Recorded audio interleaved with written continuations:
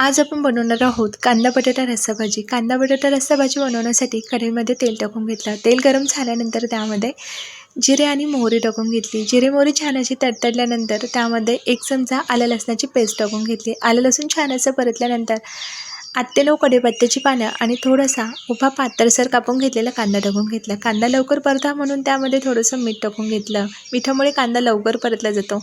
कांदा परतल्यानंतर त्यामध्ये एक मीडियम साईजचा टोमॅटो बारीक कापून तो देखील आपल्याला त्यामध्ये परतून घ्यायचा आहे।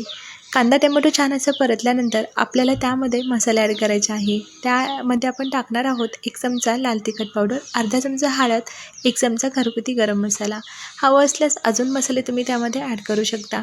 आता आपल्याला त्यामध्ये बटाटा टाकून घ्यायचा आहे। तर इथे मी बटाट्याचं साल काढून त्याच्या मध्यम आकाराच्या फोडी तयार करून घेतलेल्या आहे।